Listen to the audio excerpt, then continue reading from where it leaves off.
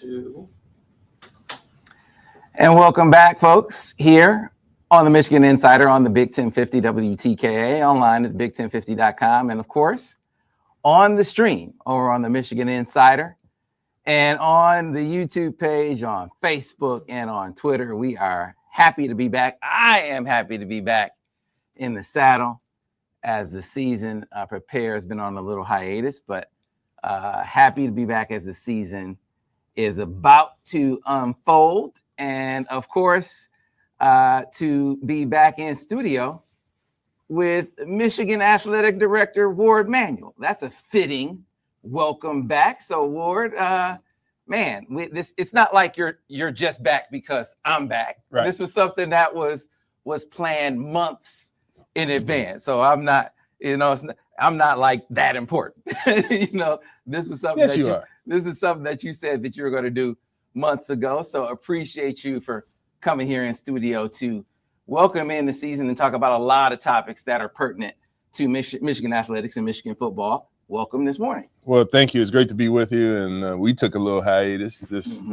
We were on a good run for every month doing the program. Took a little hiatus in July. And so it's good to be back. Good to be with you. Glad to have you back in the saddle and ready to go. Excited about the season like I am. Yeah, man. I think it was probably appropriate because if I hadn't taken a break, I probably would have been red-faced with my contempt. This is me talking because I always gotta separate, put the dividing line between you and I. Yeah. This is me talking. I would have been red. Hear you. I know, but I'm giving the qualifiers, the caveats, right? I would have been red-faced with my contempt for the governance in intercollegiate athletics for what I feel is the misappropriation of the power of the levying of penalty for what we have come to know as Signgate. They doled out a 20 to whatever $30 million fine. I've seen different estimates as to what the fine is going to be. Tacked on another year suspension for Sherrone Moore to what we had saw was a proposed suspension of 2 games. He threw on it was an extra game, not an extra. Yeah, extra night. Yeah, two games, so 3 games, and then added some penalty as far as recruiting was concerned. So I'm not sure what you're prepared to say. So I'll just ask an open-ended question. Can you share with us your reaction to the NCAA's penalty? What did you feel was the how did you feel about the weight of the NCAA's reaction to the investigation? Yeah, and Sam, it's still ongoing in terms of what our next steps will be in reaction, to it. But I'll start where I always do. We shouldn't have been anywhere close to this. Right. So this shouldn't have been anything that we were anywhere near this kind of investigation and all the things that were clear about the things that we violated. So I just want to make that first and foremost, that this is not what I expect, not what we expect at Michigan, violation or close to violations of rules. All these things that we have had to deal with for 2 years. And I have talked to Sherrone, I've talked to the staff. It's clear picture of understanding of don't go close to it. If you think you don't understand a rule, you better ask the question before you do anything, kind of. And they understand. I mean, the staff has been great. Sherrone has been great. He is apologetic about his involvement in it. And from that standpoint, I just want to make sure everybody understands the expectations. This is not what we need and want at Michigan. On the only thing I'll say about what the NCAA did is, given all of that we don't want to be close to violating rules. We don't want to be under investigation. We don't want to be, cited for violation of rules.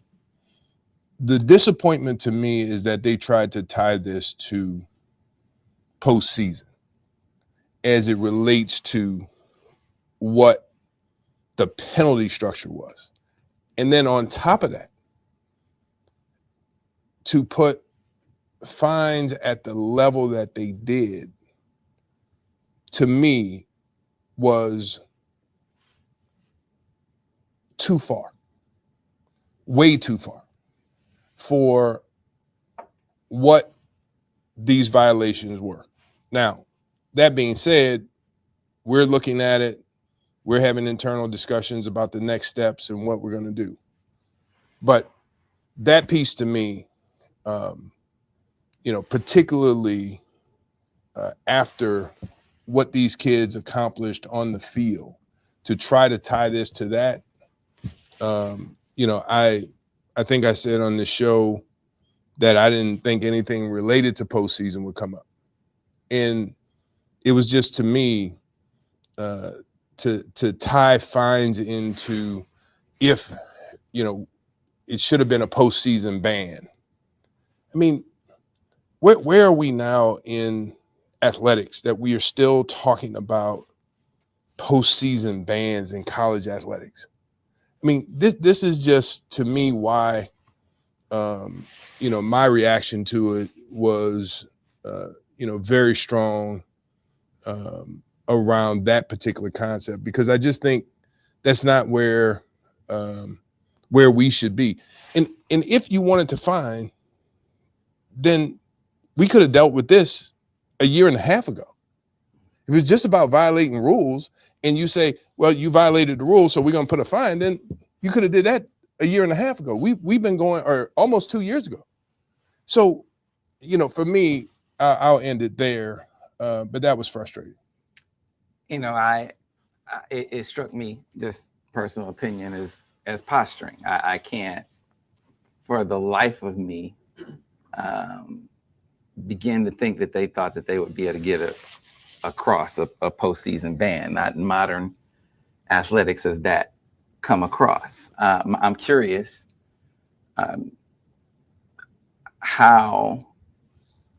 what recourse at this point, because there's an appeals process. What recourse is there in an appeal? I mean, you're appealing, in essence, to the people who made the decision to consider a postseason ban in the first place, right? Yeah, So, well, you're appealing to the NCAA, but it's a separate hearing committee. Okay. It's a separate group that would hear that particular appeal, not the same panel of people who imposed the findings and the penalties. And so, because I'm curious how the sensibilities of the people who were influenced by whoever to consider postseason ban, you wonder who they would be listening to be considering something so asinine, right? With the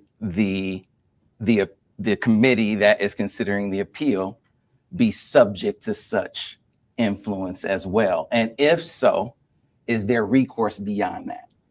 I can't comment on the next steps that may or may not be taken, because we are still working through it. Mm-hmm. Sam, it's not because I know what we're going to do. Mm-hmm. But we're working through it and working through the process, analyzing their decision, analyzing the penalties, having internal discussions. And, obviously we will make a decision about the next phase and how we'll approach it. The postseason piece for me sticks out because it's antiquated. In no other league, no other professional league, and we can talk about, well, college athletics is different than no, it's not. It hasn't been. We've been paying student athletes. I got paid as a student athlete. It's called a scholarship. Now we're paying scholarship and adding money to it. No other professional league decides to tell a team, you can't go to the postseason. Who's ever done that? And so, in other words, it's time. If you want to put a fine on an institution, if that's the way we want to go as a NCAA, then do it. But don't stop talking about postseason bans of teams. Please. That's my point. Just stop talking about it. Stop acting as if we're gonna, the death penalty, the postseason penalty, the ban, all these different things just need to go away from what we do in college athletics. And if you're gonna find people, but let's not keep tying it to, well, you would have gotten a postseason ban. I mean, this is that is the part to me.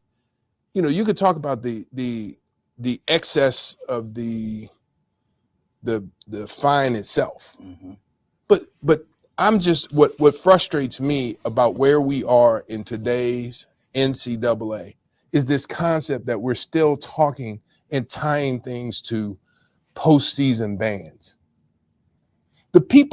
Many of the people who were cited in this are no longer here.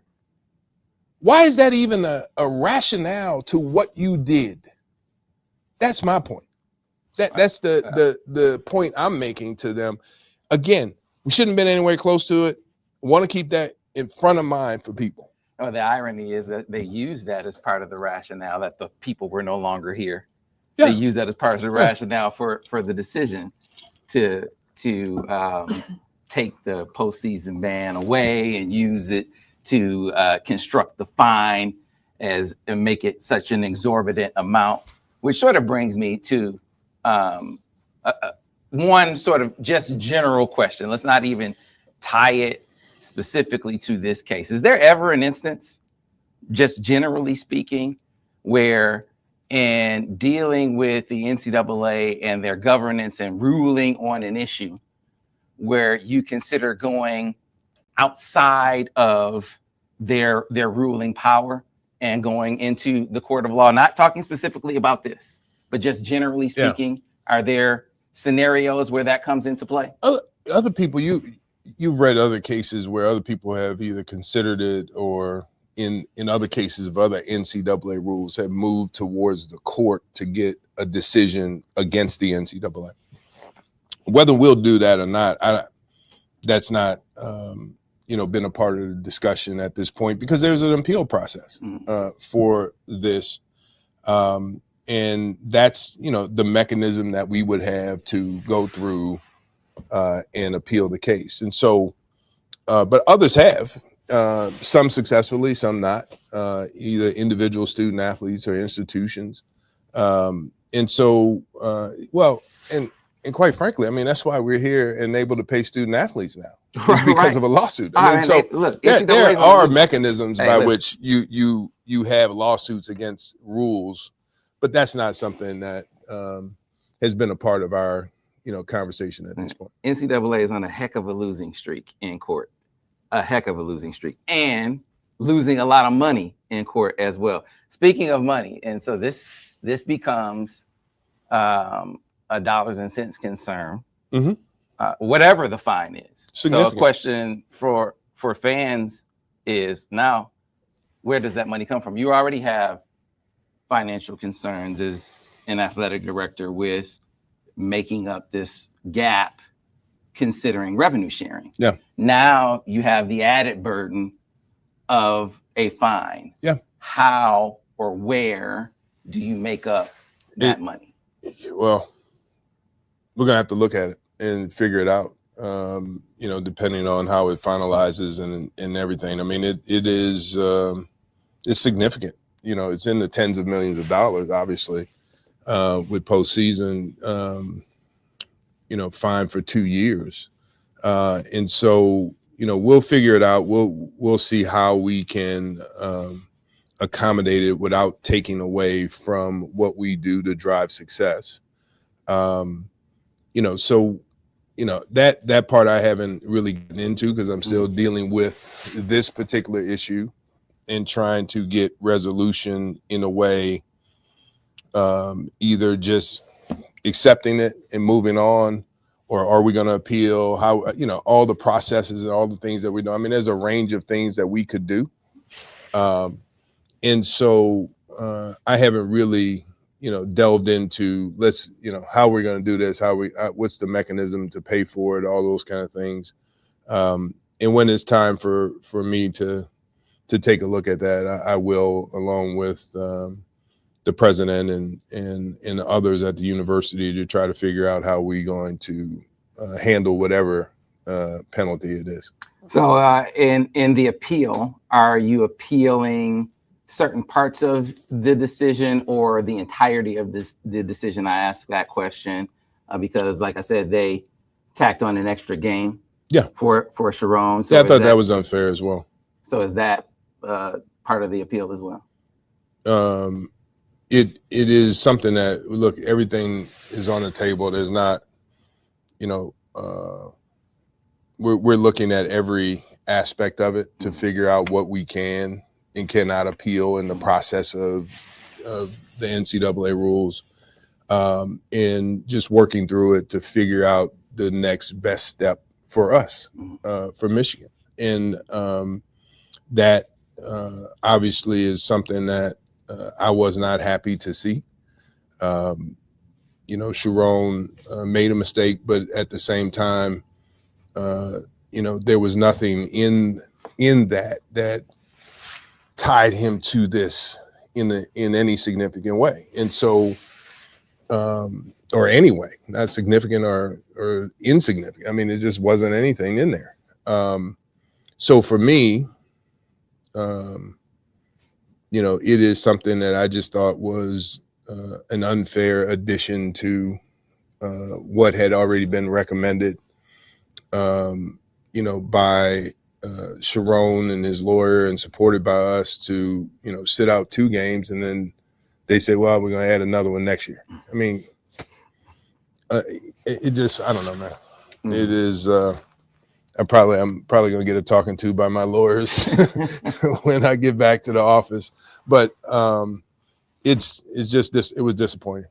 Yeah. All right. So that if it sticks, the additional game penalty, then he would miss the first game of next season, which is the matchup with Western Michigan, which was reported prematurely to be a game that will be played overseas in Germany. It was since reported or clarified by you guys at the University of Michigan that you were in talks to play that game over in Germany. So is there any further update? Like, what's the status at this point of that game? Yeah, I mean, the talks have been ongoing about it. It was premature because it's not set in stone that we're doing it.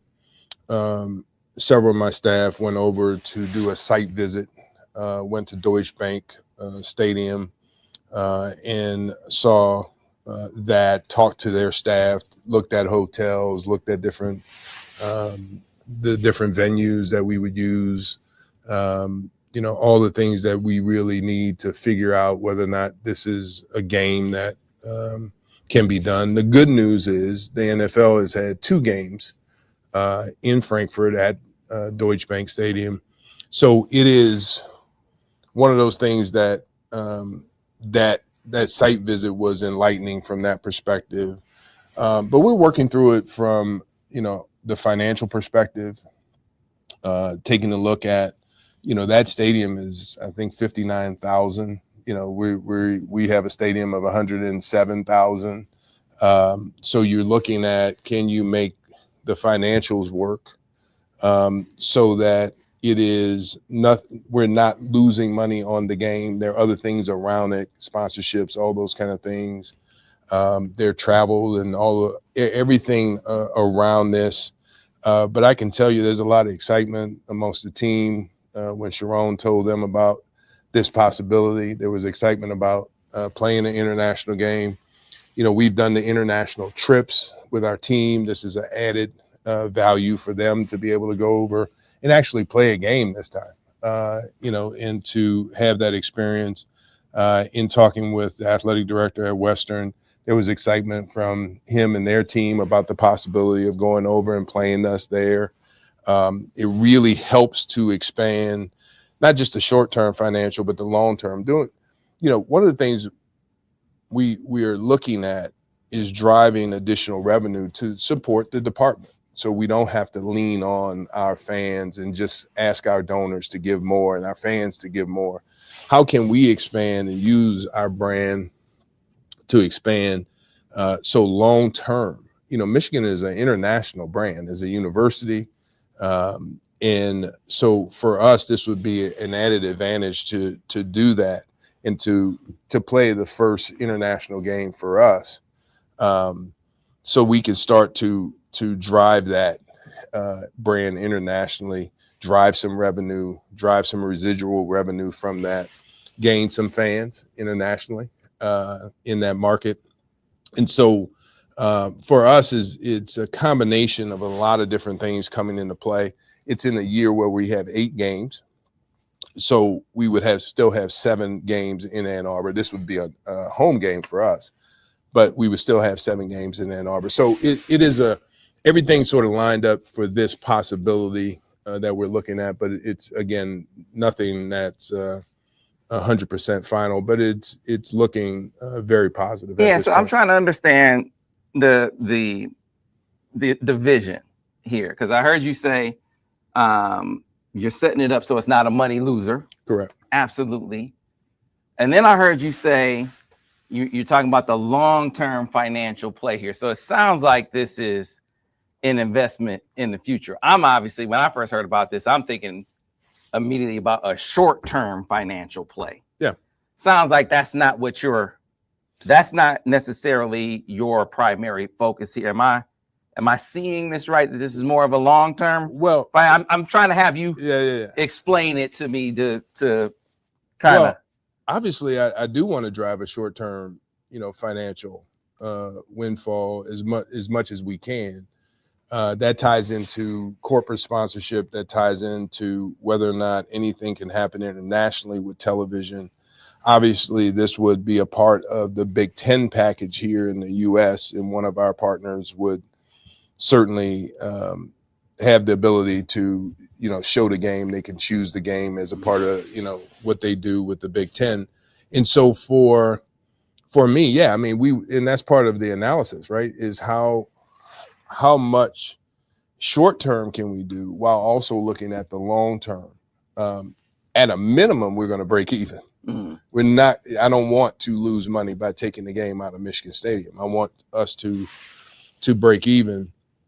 And there are additional costs, obviously, with travel and all the things that we're doing, and making sure that Western is taken care of in their essential team element, so that they're not losing money off of this and the like. So it's a complicated sort of budgetary issue that we're working through to figure out. But yeah, if I can make more money in the short term than having the game in Michigan Stadium, obviously we're going to drive that. We could do some things internationally.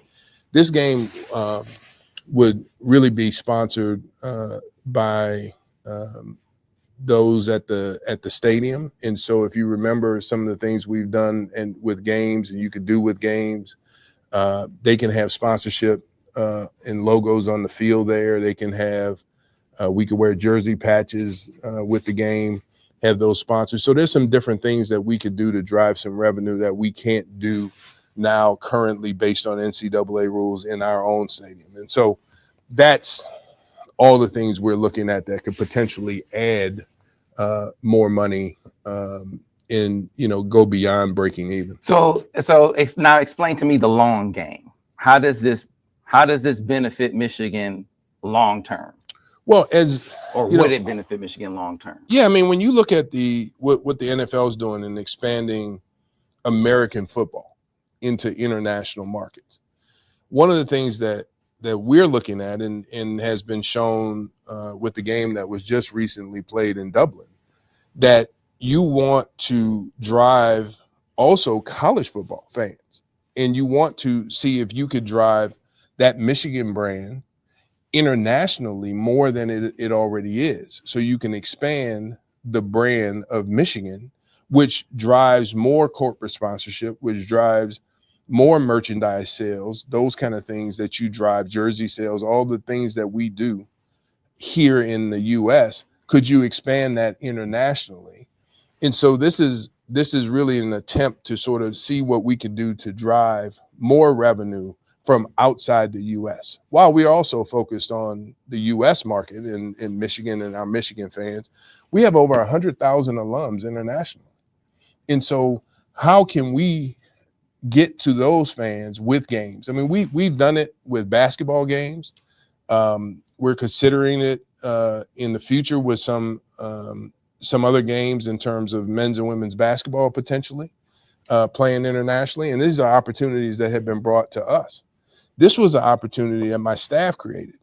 And that's one of the things that I've asked them to do is look at ways to help us drive revenue beyond just what we have normally done.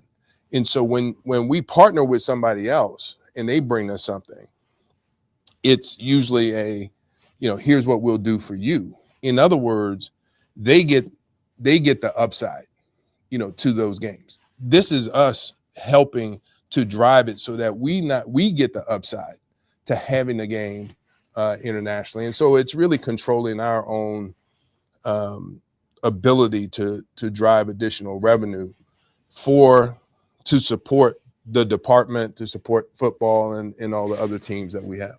All right. So here's what we'll do now. We got to take a radio break. So we'll do that. And folks on the stream will stay with us. But right here on the Michigan Insider on the Big 1050, we'll get to a break. We'll be back on the other side here on the Michigan Insider on the Big 1050 WTK, online at thebig1050.com.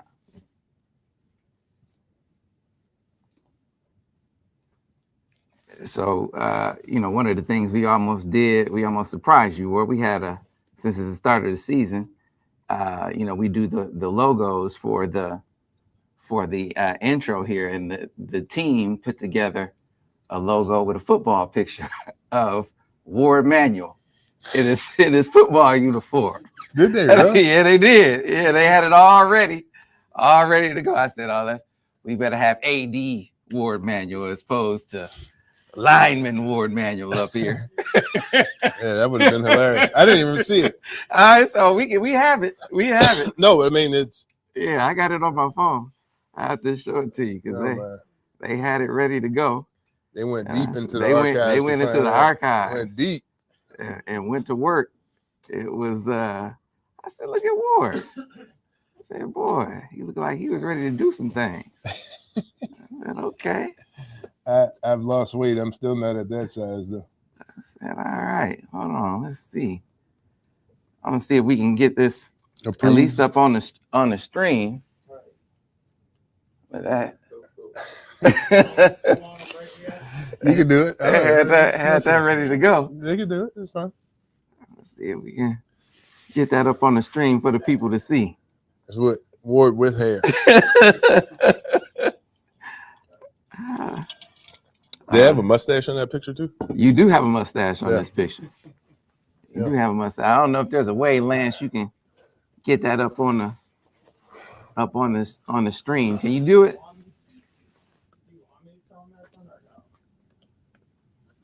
I think.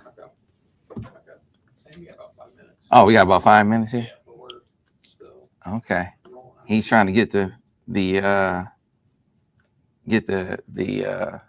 photo ready of Warde. So what do you remember about the start of seasons back in your heyday as a player? I was talking to former football player Clay Miller yesterday. We had a meeting and I took him out to practice, and we were talking about how we remember coming. One of the things that this week was about for us was getting out of two-a-days with the old man. We knew we were about to play somebody else other than ourselves after we went through the intensity of two-a-days with Bball. It just had so many, just standing there and he and I talking about it just brought back so many memories of the the preparation, getting ready to go into the stadium, particularly when you play the first game. Your first game is a home game at Michigan Stadium. We both remember vividly our first year when we ran out of that stadium. I can still see it and hear it when I close my eyes and I think about it. That is what I talk to some of these young men, whether they're freshmen or transferring, that just enjoy that experience. And then we laughed and we said, the other thing is as freshmen back then, you're in the back, you're all the way in the back, and you just didn't want to trip running out there, particularly the first time, and then touching the banner. And so it is, they have been working hard. I've seen several of the practices this fall and in camp. The team has really been working hard. And so I'm sure they'll have a lot of those same experiences, but it's now it's different. It's one a day practice, and which I think is good. Don't get me wrong. I think it was a positive change to transition to the way we practice and prepare the teams to get ready for the season. Believe me, we weren't talking about we want to go back to 2 a days, but it was there's a lot of good memories, man, and it just brings back a time, in your life when you're young and you could do a lot of, that kind of workouts and just run and do the things that we did back then. And so it was really special, a special feeling to see them on the Monday of, the Tuesday of, because we just remember that day. It was just you put the pads back on, but you're getting ready for another team. You're not hitting each other. Yeah. So yeah. So it's year 2 of Sherrone now. I'm curious if you can kind of reflect and kind of compare, looking at him, talking to him, watching him coach, heading into year 2. See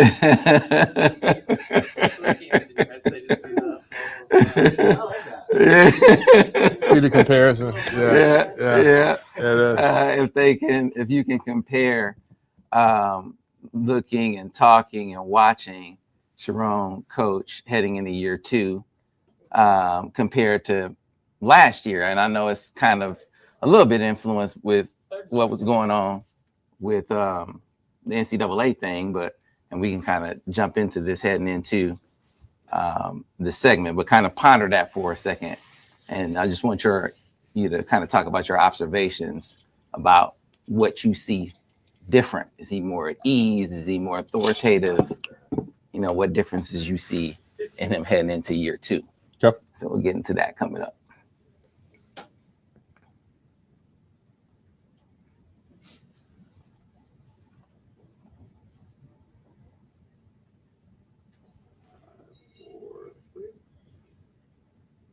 And we are back, folks, here on the Michigan Insider on the Big 1050 WTKA, online at the big1050.com, and, of course, on the stream over on the michiganinsider.com, on YouTube, Facebook, and Twitter. Glad to be back with you and with Michigan Athletic Director Warde Manuel. And so the dawn of a new season upon us. Michigan toe will meet leather this Saturday over at Michigan Stadium, 7:30. And Sherrone Moore will be leading this team for year 2. And I'm curious, Warde, as the man who hired him, if you could kind of share your observations, share your comparison of Sherrone heading into year 2 compared to Sherrone heading into year 1. I know as a player, they say your biggest growth is between, year 1, year 2, game 1, game 2, that kind of thing. I'm curious what growth you've seen, what differences you've seen year 1 to year 2 in Sherrone. Yeah, Sam, I think he's done an excellent job at leading. And I think we saw that at the end of the last year, right? At a time when you struggle, during the season, it really, the testament to you as a leader, you as a person, is how you finish something, right? And I think we saw his ability to lead and what he had been working with the team on throughout the season to have the results in the last two games that this team had last year. So as a leader, I think he has done an unbelievable job. And I think what I've seen is his growth in the position. You know, I tell people all the time, and particularly young coaches and people who want to be either coaches or athletic directors, and it's the old saying, you know, there's 18-inch difference between being an assistant coach sitting on the bench to the head coach position. But there is an enormous, there's a big, gap between all the responsibilities that you have sitting in the seat and all the things that come your way outside of just that particular sport. And so what I've seen is his growth as a manager of people, as a manager of dealing with the issues and the things that pull you in different directions. His ability to balance that, those are the things that I've seen from him, and the growth that I've seen from him and his ability to continue to manage and develop the success. I mean, you look at what they've done in recruiting, you've looked at what they have done in the transfer portal and how we have sort of managed that, as well as how well we've continued to do academically as a team. So when you put all of that together and you look at the young men, and when people meet them, people are so impressed with them as young men. That makes me feel good. That makes Sherrone feel good and the coaches, but that's a testament to all the hard work they put into the balance of everything. And so, for me, he's grown, and I can see it in him and how much he has grown. And I've talked to him about it, and I've given him a lot of praise because he's worked at it. He's worked at being a great leader, developing into the role as the head coach, and really, taking all that he needs to take as a coach to maximize the potential of the team with his help and his guidance, but relying on the staff. He's got a great staff. I feel very good about the staff that we have, and what they're doing and how they're working.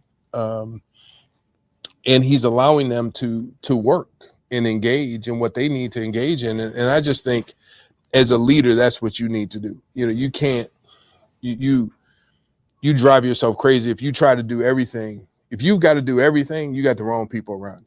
That's the way I see it.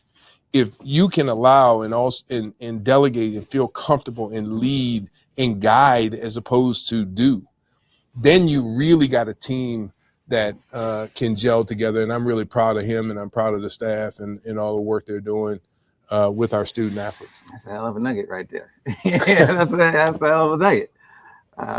Those wise words. So you mentioned recruiting. He landed the number one quarterback in the country last year.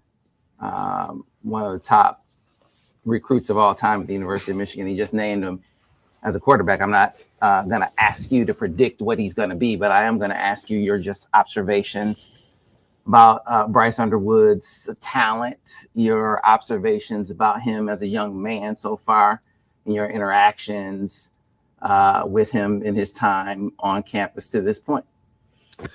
First of all, he is one of the most talented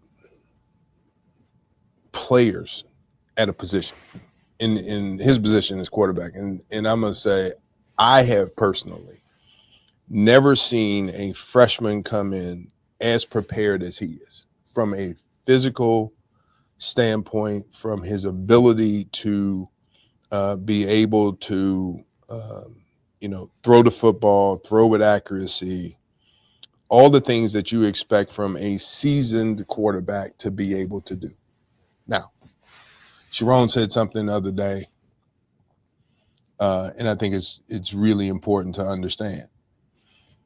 He just turned 18 on August 19th, I believe it was his birthday. And he still has a lot to learn. But the good news is he's been going against Wink Martindale's defense which is very complicated, and will throw you different things at different times and really make you work at learning very quickly. Sherrone went into camp when we talked, and he did not have he wasn't, saying Bryce is going to be the starter. I'm starting him no matter what. He went in with an open mind. It was an open battle for who was going to be the number one. And I can tell you from watching practice, he earned it. He earned it in a lot. That quarterback room is very good in terms of the talent level that we have in the room, the experience that we have in the room. Now, I say all of that. He's a better young man. He is a great young man in the way that he carries himself, in the way that he leads, in his connection to his teammates, in his connection to other athletes on campus, showing up at different games, being present because he's friends with other people. He's engaging when you meet him. I give a lot of credit to his mom and dad. They're great people as well. You can see why he is the way he is. So for me, he is extremely impressive, but at the same time, what we have to do and what Sherrone and Chip have to do on the offensive side is really put packages together and put him in a position to grow and develop. And that's the plan for what they're trying to do with him. He's not coming out of the gate like he's a 2-3 year starter. He's coming out of the gate, and Sherrone and Chip understand, as someone who is starting their first game in college football on Saturday. And because of that, we have to have a package. We have to have things around him. We have to be able to do the things that, Michigan does, which is, we also have, great running backs. We have a solid offensive line that's really been working hard to gel together. And I was really pleased with what I saw and how I saw them developing over camp. We have talented wide receivers that can catch the ball. We don't have to throw deep balls, although he can throw a very deep ball.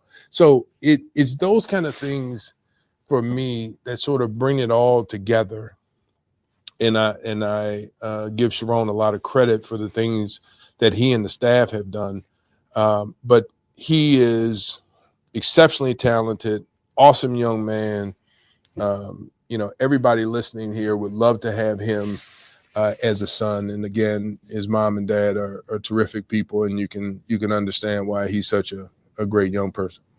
One thing it feels like we talk about every time you come in, and I want to get in some questions from the people before you go, but we talk playoffs every time you come in because former chair of the committee, right? Yeah. So it makes sense to do so, but there have been developments. Glad you said former. But there have been developments, man. I mean, SEC goes to a 9th league game, strength of schedule coming into consideration now. It's been in consideration. Well, yeah, I mean, I guess more formally they say that because you had teams, some in the Big Ten, taking up the policy that, hey, it's Cupcake City.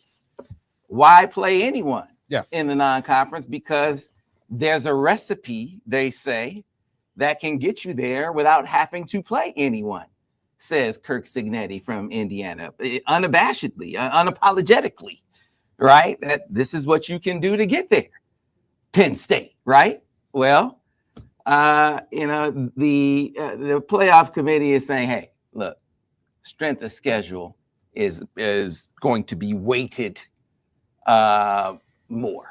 I guess they're putting more voice to that. I'm curious your reaction to these developments, if you want to call them that. So I haven't seen, what the strength of schedule statistic is weighing more than others, and certainly you can drive it in a different way and put it in differently so that it's weighted more. And I don't necessarily disagree with the fact that you do weigh, and we do have consideration for teams who play tougher schedule, tougher opponents, those kind of things.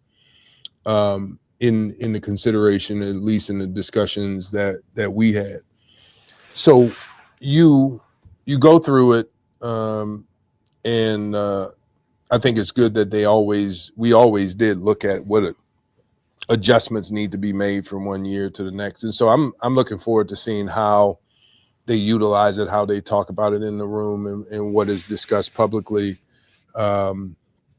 when Mack Rhodes, speaks after their first ranking comes out. That being said, it's great that the SEC just went to 9 games. It sort of equals out the number of conference games that we also do in our conference, which I think is good, for college football. And I think it's good for both our leagues to have the same number of games. And so I think that's very positive. Kudos to Greg Sankey and the athletic directors for they deliberated on that for some time and came out and they worked with their television partner with ESPN to figure it out. And so I think that's positive. I think it's helpful. I think the more college football can be consistent across leagues, the better off college football is. Comparison, by comparing records.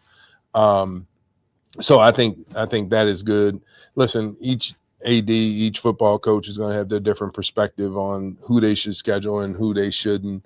Obviously, Michigan, we try to schedule one strong non-conference opponent on an annual basis. That didn't work out every year that we would do that.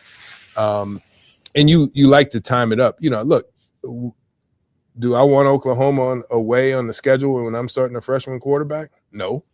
I'd rather be playing at home against somebody helping him develop in a different way. But you can't always predict that. You can't always say what you're going to have. And so we look forward to playing those games against the Oklahoma and the Texas and other games that we have lined up down the line.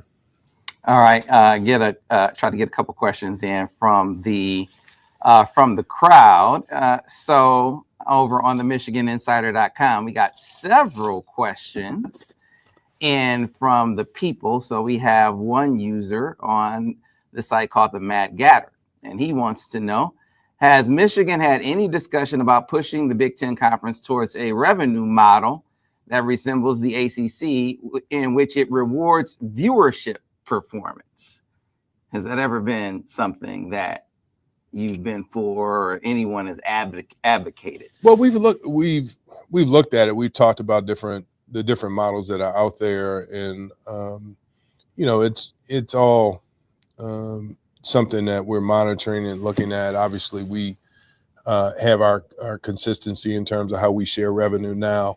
And if something like that came up, if there were any changes, it would probably be in the next television contract. But we have not gone to and push for the ACC model just because it's out there now. There's no, that was, based on the lawsuits around grant of rights that were being done in the settlement that occurred there. But we understand it. I understand it, what they're doing, and we'll continue to monitor how it works there. And if it comes up in discussion at the Big Ten, it'll be based on a new television contract at some point.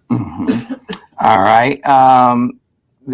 Another question, how do you plan to remain competitive in non-football rev share sports, specifically basketball, with new rev share cap limiting what U of M can spend on versus basketball first schools who are obviously spending more of their rev share on basketball? Well, having been at a basketball first school like UConn, I understand the mindset. Look, Dusty May, Kim are continuing to drive success. I think we had number one portal class in college basketball. Dusty is really working hard, and his staff doing a great job at recruiting. What we're trying to do is set up for success in our sports across the board, as we have consistently done. And each one has a different way of doing it. And so we will continue to invest in talent in our sports. and continue to look at what's the best way to continue to drive success. But I'm very pleased with where Dusty and Kim are, how they've really worked to develop the team and build the rosters across the board. And look, it is what it is. Each institution is going to drive it the way they want to drive it in terms of how they put teams together. And we'll continue to monitor that and move forward. At some point, we need to think about what we have in professional sports and whether or not we have an overall cap like we have now of 20.5 million, or if we do it by sport, right? So maybe that comes up in the long run and it sort of balances. But right now, it's I'm not concerned. We're investing in men's basketball and have great talent and great coaches and women's basketball as well. So just in those two sports, I could just tell you I feel very good about where we are. Yeah, and that was from Go Wolverines 8. Yeah. Thanks for the question. Yeah, another one from Yanks 26. He says,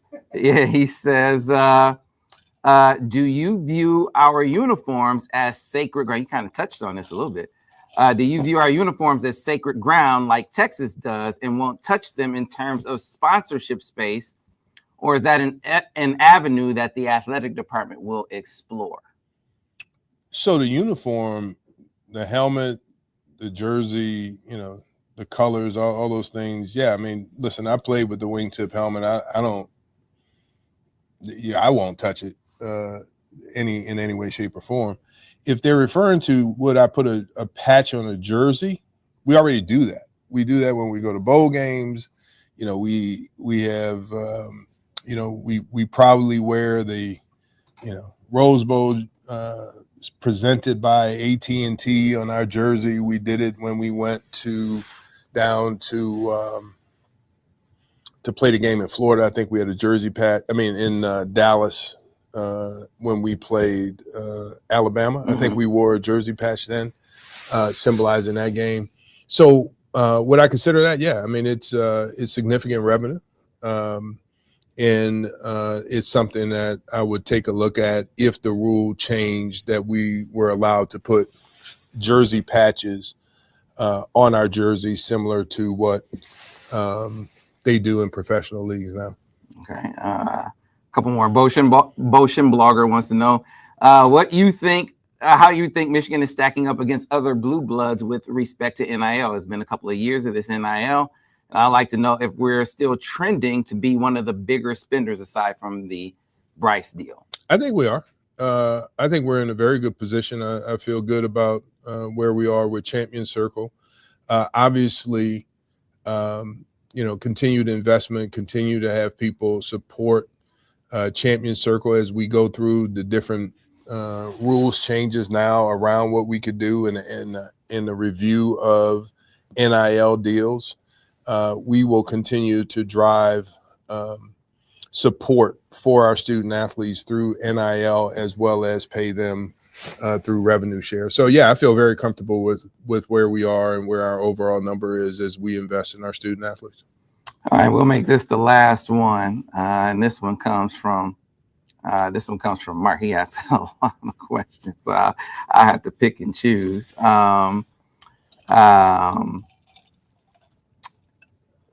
He said, this is a great one.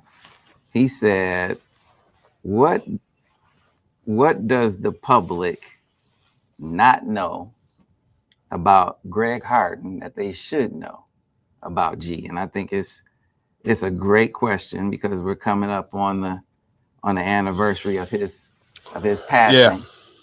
And I think that is I thought about G here come up because he was someone who I would be leaning on around this time. I would be leaning on him real hard. You too? Me too, man. And so I was thinking about him hard. And so this is a great question.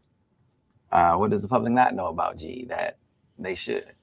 There are a lot of things, but there are a lot of things. He could give you advice. and make you laugh at the same time. Like his delivery, and people see that publicly. His delivery was, even in person, when he's giving you the toughest advice that he can give you, he's gonna make you laugh at some point. You may cry in between because he hit you hard, but he's gonna make you laugh. The one thing that I don't know, he's talked about it, I've talked about it, but probably in a general sense, people don't know, is Greg was he was a boxer, and he was a black belt in karate. So and he showed me a picture of him at a young age. He was hitting on a speed ball. You probably seen this picture. And he was ripped. You know, he looked like he can go out and get in the ring and do battle. But, you know, a lot of discipline, you know, and as a young man, I used to go down to his basement. I would hit on the speed bag with him and hit the heavy bag. And the discipline you learn from, whether it's boxing or karate or, you know, all the things that he brought into it, he just was multifaceted in terms of how he looked at things, how he brought different pieces in to help him personally, but also to teach others and help them grow as leaders and as people. And so, yeah, I've been thinking about him a lot. Matter of fact, I said on Monday to one of my staff, I said, this is a time where I'm trying to think, what would Greg say? Because it is close to his passing. And it is a time where, you know, as a leader, I would be leaning on him to give me some thoughts about not necessarily what I should do, but how I should help others understand and lead in those kind of things. Look, I'm going to end this today by saying we're going to be fine in the end. We're going to get through this. We're going to be better, you know, for this whole issue with the NCAA. We're going to have a great season. This team is excited about it, this football team. My other teams that we have that start, I have 7 teams that are participating. You know, Christy Gannon Fisher is starting her first game. She has her first game on Friday to kick off the season. We're ranked 7th in field hockey and going into the season with a brand new coach. You know, men's and women's soccer, men's and women's cross country are also starting to go forward. And then we have other sports that are going to be going, and volleyball is obviously one of those that are starting this fall. And so for me, it's an exciting time for Michigan athletics. This issue with the NCAA from almost 2 years ago is not going to stop the positiveness of what our student athletes and our coaches are doing now. And I want people to understand, I'm not sitting back lamenting, and I don't want people to lament. I want people to come out to our games, come out Saturday, excited about this particular team. I will deal with the stuff that we got to deal with, but we're moving forward. We're learning from this. We're growing as a program, and particularly in football from this. We're growing as an athletic department from this, and we're going to continue to strive for greatness. And so I'm excited about it, about the season. I'm excited because we have another year where we can go out and prove what the University of Michigan can do. And for me, that's exciting, and I love it. And that's what I'm doing this year, and that's what I want others to do in the way to look at it. Yeah, I tell you what, as we close, you talk about the excitement. We're excited about the start of the football season. Tim McCormick called me yesterday, and he was talking about football and getting ready for the season. He said, I've been watching this basketball team. He said, Sam, man, they're going to win the Big. If they stay healthy, they're winning the Big Ten. And that's Tim McCormick, who could be conservative. Yes, he can. He's like, they're going to win the Big Ten if they stay healthy. It's Man, like, what? listen, yeah. I was like, wow. So, well, we almost won it last year. You're right. So, we almost won the regular season last year, and we won the tournament. I mean, it's phenomenal. So like Tim laying it down. So, Warde, appreciate you dropping by, man. Always a pleasure. obviously, always welcome. Drop by anytime. Well, we'll go back on our monthly schedule so we can get to more of the questions that people have. Absolutely, man. Yeah. Appreciate it. Thanks. We got to get to a break, folks. We'll get to the midweek peak with Steve on the radio. The rest of you will see you over on the MichiganInsider.com. And until then, thanks for listening. And Go back Blue. on the other side here on the Michigan Insider on the Big 1050.